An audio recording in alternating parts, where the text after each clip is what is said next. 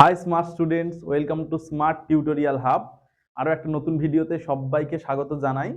আজকের এই ভিডিওটা তোমাদের ক্লাসের একটা অত্যন্ত গুরুত্বপূর্ণ টপিক। এই ভিডিওটা দেখার আগে যারা চ্যানেলে নতুন তারা চ্যানেলটা সাবস্ক্রাইব করে নাও, পাশে থাকা বেল আইকনটা প্রেস করে দাও যাতে আমাদের সমস্ত ভিডিওর আপডেটস তোমাদের কাছে পৌঁছাতে পারে। আমরা সমস্ত ক্লাসের ভিডিওর জন্য আলাদা আলাদা প্লেলিস্ট তৈরি করে দিয়েছি। তোমার ক্লাসের প্লেলিস্ট থেকে তুমি সমস্ত ক্লাসগুলো সেখানে পেয়ে যাবে। ভালো করে মন দিয়ে দেখো ভিডিওটা।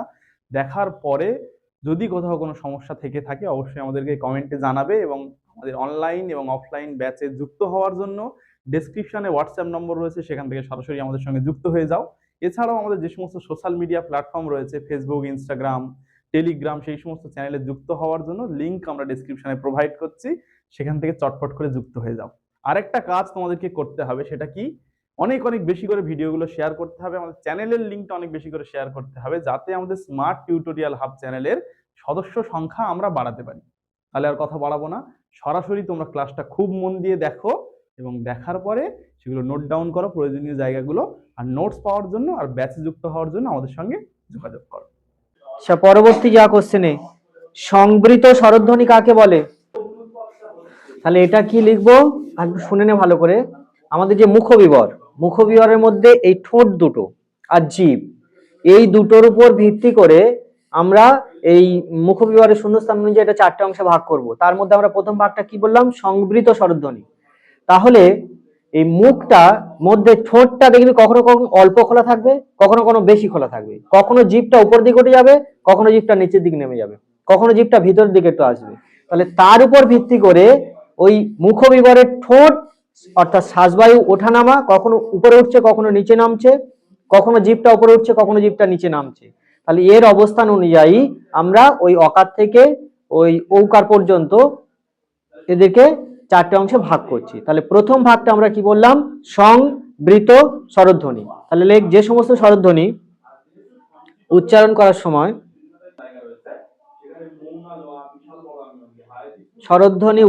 করার সময় জিভ সামনের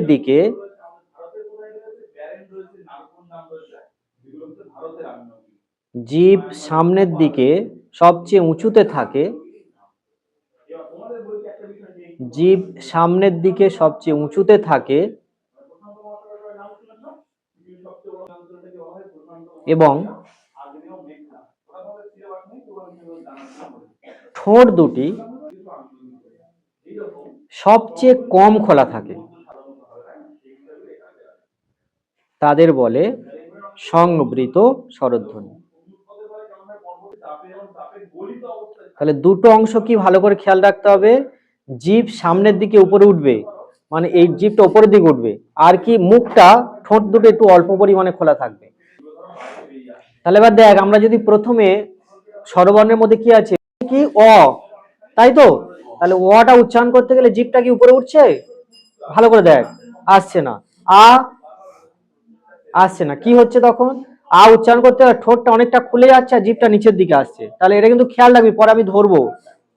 তারপরে দেখ পরেরটা উচ্চারণ করতে দেখি, হস্য ই, হস্য ই।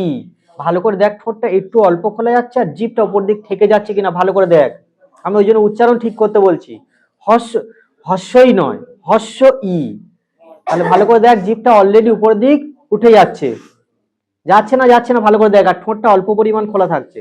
তাহলে উদাহরণ যেমন দিয়ে হস্যই লেখ। আমরা তাড়াতাড়ি উচ্চারণ করার জন্য আমরা হস্যই বলি, কিন্তু বাস্তবিক পক্ষে ওটা নয়। হস্য মানে অনেকটা সময় লাগছে, এই কম সময় লাগছে, আর দীর্ঘটা বেশি সময় লাগছে।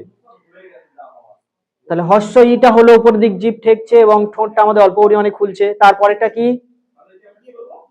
দীর্ঘ ই। তাহলে দীর্ঘটা কি? জিভটা দেখ নিচের দিকে চলে আসছে। আচ্ছা, তারপর কি আছে? তাহলে জিভটা কোথায় ঠেকছে? উপরের দিকে ঠেকছে, আর ঠোঁটটা অল্প পরিমাণে খুলছে, তাহলে হস্যটা হবে। আচ্ছা, এটা হলো। এবার পরবর্তী কোশ্চেন লেখ, বিবৃত স্বরধ্বনি কাকে বলে? বিবৃত স্বরধ্বনি কাকে বলে? তাহলে দেখ, আগের যে সংজ্ঞাটা দিলাম সেই সংজ্ঞাটার মতো প্রায়, শুধু একটু আধটু পরিবর্তন করতে হবে। কি করতে হবে? ওর প্রথমে বলা আছে জিভ সামনের দিকে সবচেয়ে উঁচুতেও থাকে, ওইটা কি হবে? সবচেয়ে নিচুতে থাকে। আর ঠোঁট দুটো কম, ওটা বেশি পরিমাণে খুলে যায়। ব্যাস, লিখে ফেল তাহলে। যেমন আগের সংজ্ঞাটা একই রকম। তাহলে যে সমস্ত স্বরধ্বনি উচ্চারণ করার সময় জিভ সবচেয়ে নিচে নেমে আসে এবং ঠোঁট দুটি খুব বেশি পরিমাণে খুলে যায়। একই রকম ভাবে লিখলাম, যে সমস্ত স্বরধ্বনি উচ্চারণের সময় আমাদের জিভ সব থেকে নিচে নেমে আসে, আমাদের জিভ সব থেকে নিচে নেমে আসে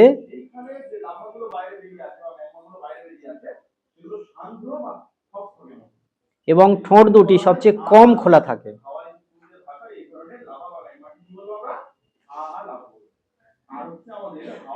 এবং ঠোঁট দুটি সবচেয়ে কম খোলা থাকে, সবচেয়ে বেশি খোলা থাকে, তাকে বলে বিবৃত স্বরধ্বনি। তাহলে যেমন দিয়ে লিখবি কি, প্রথমটা উচ্চারণ কি আছে, অ। তাহলে অটা জিভটা কি কোথায় থাকছে, আর ঠোঁটটা কি কম খোলা না বেশি খোলা? একটু নিজেরা মনে মনে কর, মনে মনে উচ্চারণ কর, অটা উচ্চারণ করে দেখ। নিচে আসছে, কিন্তু এখানে কি বলেছে, জিভটা নিচে আসবে আর বেশি খোলা থাকবে। তারপরেরটা উচ্চারণ কর, কি হচ্ছে, পুরো খুলে যাচ্ছে। তাহলে ওটাই হবে উত্তর, যেমন দিয়ে আ। আচ্ছা, পরবর্তীটা নাও, অর্ধ বিবৃত স্বরধ্বনি কাকে বলে? আগেরটা বিবৃত হলো, এটা অর্ধ বিবৃত স্বরধ্বনি কাকে বলে? অর্ধ বিবৃত স্বরধ্বনি কাকে বলে? এই স্বরধ্বনিটা শেষ করতে হবে চটপট না। প্রশ্ন লিখেছিস? অর্ধ বিবৃত স্বরধ্বনি কাকে বলে? তাহলে আগেরটা আমরা কি করলাম, বিবৃত। তাহলে বিবৃত স্বরধ্বনিতে কি আছে, জিভটা ঠোঁটটা বেশি পরিমাণে খুলে যাচ্ছে, আর এটা তার থেকে একটু কম খুলবে। তাহলে সেই অনুযায়ী সংজ্ঞাটা লে, যেসব স্বরধ্বনি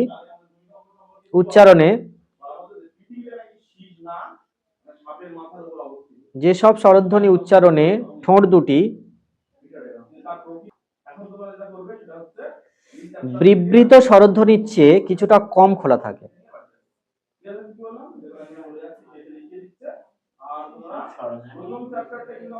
স্বরধ্বনির চেয়ে কিছুটা কম খোলা থাকে, ঠোঁট দুটি বিবৃত স্বরধ্বনির চেয়ে কিছুটা কম খোলা থাকে।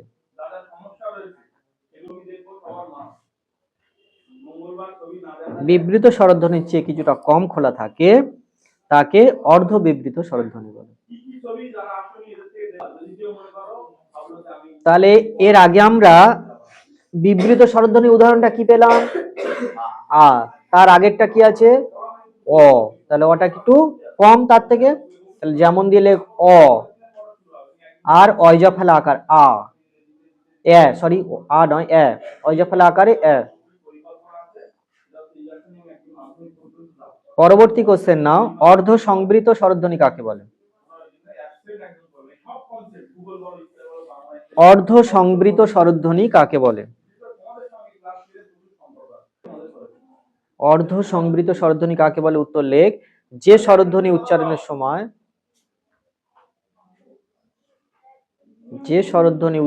সময় ঠোঁট দুটো অর্ধ বিবৃতর চেয়ে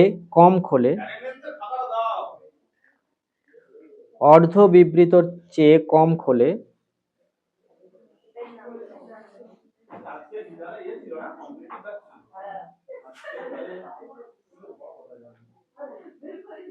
তাকে বলে অর্ধ সংবৃত স্বরধ্বনি। তাহলে উদাহরণ লেখ, একার আর ওকার।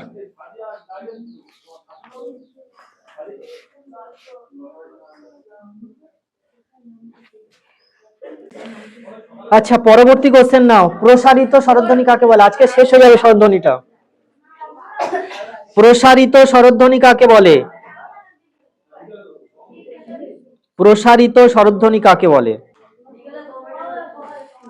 তাহলে আগের তিনটে আমরা চারটে করলাম, কিসের উপর? চারটে না তিনটে? চারটে। আগের চারটে কি, জিভ আর ঠোঁট দুটোর উপর ভিত্তি করে, আর এইটা শুধুমাত্র ঠোঁটের উপর ভিত্তি করে কতগুলো ভাগ হচ্ছে, সেই ভাগগুলো। তাহলে প্রসারিত স্বরধ্বনি কাকে বলে, উত্তর লেখো, ঠোঁট দুটিকে উপর নিচে প্রসারিত করে,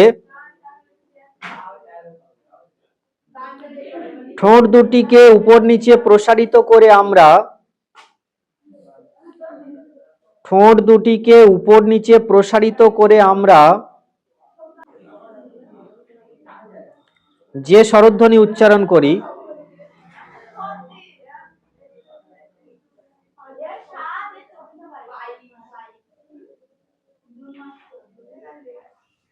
তাকে প্রসারিত স্বরধ্বনি বলে।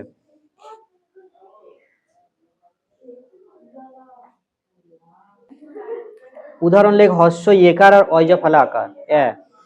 হস্যই একার আর এ। হস্যই একার আর এ বললাম তো। তার পরবর্তী কোশ্চেন লেখো বর্তুল ব তয়রে ফসু ল। বর্তুল বা কুঞ্চিত স্বরধ্বনি কাকে বলে?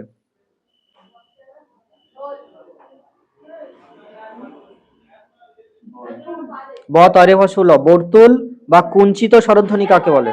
তাহলে লেখ ফু দেওয়ার সময় হয় চন্দ্রবিন্দু হস্য ফু দেওয়ার সময়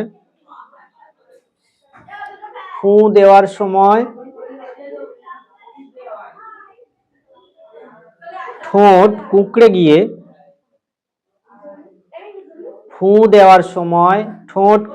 গিয়ে যখন গোল আকার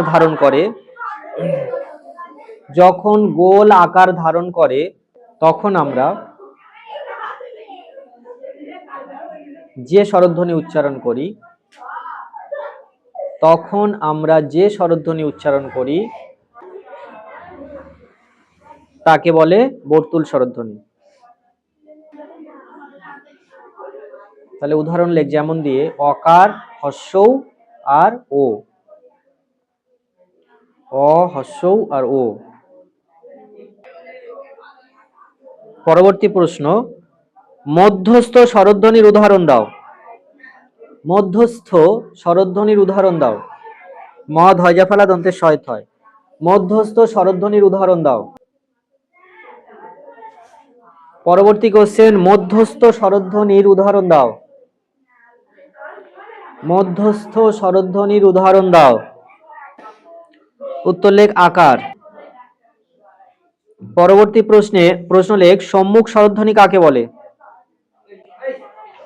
সম্মুখ স্বরধ্বনি কাকে বলে? দন্তেশ ময়ময় হস্য খ। সম্মুখ স্বরধ্বনি কাকে বলে? উত্তর লেখ যে স্বরধ্বনি উচ্চারণ করার সময় আমাদের জিভ বেশ কিছুটা সামনের দিকে এগিয়ে যায় তাদের বলে সম্মুখ স্বরধ্বনি। যেমন দিয়ে লিখবি হস্যই একার আর অয়জা ফালা আকার। আজকে শেষ প্রশ্ন পশ্চাৎ স্বরধ্বনি কাকে বলে? প তার বেশ শয় আকার খন্ডের ত। পশ্চাৎ স্বরধ্বনি কাকে বলে?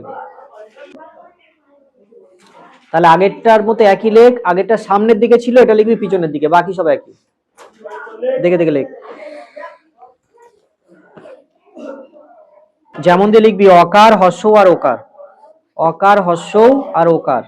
তো স্মার্ট স্টুডেন্টসরা এতক্ষণ এই ক্লাসটা খুব মন দিয়ে দেখার জন্য তোমাকে অসংখ্য ধন্যবাদ। তোমাদেরকে আমি অন্তঃস্থল দিয়ে ধন্যবাদ জানাই যে তোমরা পড়াশোনা করছো। অনেকে আমার কাছে কমেন্ট করছো, হোয়াটসঅ্যাপে জানাচ্ছো স্যার এই বিষয়গুলো আমাদের ভালো লাগছে, অনেক কিছু বিষয় আমার সঙ্গে আলোচনা করছো। এই জন্য আমি খুব খুব খুশি হয়েছি। তোমরা এইভাবে নিজেদের পড়াশোনাটা জারি রাখো, ক্লাসগুলো করতে থাকো, এখান থেকে উপকৃত হও। যারা অনলাইন অফলাইন ব্যাচে যুক্ত হতে চাইছো তাদের ডেসক্রিপশন থেকে নম্বর নিয়ে সরাসরি যোগাযোগ করো। আমাদের অফিসিয়ালসরা তোমাদেরকে ভর্তি করে নেবে। অ্যাডমিশন প্রক্রিয়া এখন আমাদের চলছে। আরেকটা বিষয় রয়েছে, সেটা হচ্ছে কি ভিডিওটা অনেক অনেক বেশি করে শেয়ার করতে হবে যাতে আমাদের স্মার্ট টিউটোরিয়াল হাব পরিবারের সদস্য সংখ্যা আমরা বাড়াতে পারি এবং সবার কাছে আমরা পৌঁছে যেতে পারি। আমাদের এই শিক্ষামূলক কার্যক্রম এটাকে অনেক দূর বিস্তৃত করতে পারি। একটা জিনিস মনে করবে, তুমি কিন্তু আমাদের এই প্রতিষ্ঠানের, আমাদের এই পরিবারের একটা গুরুত্বপূর্ণ স্টেক হোল্ডার, একটা গুরুত্বপূর্ণ সদস্য।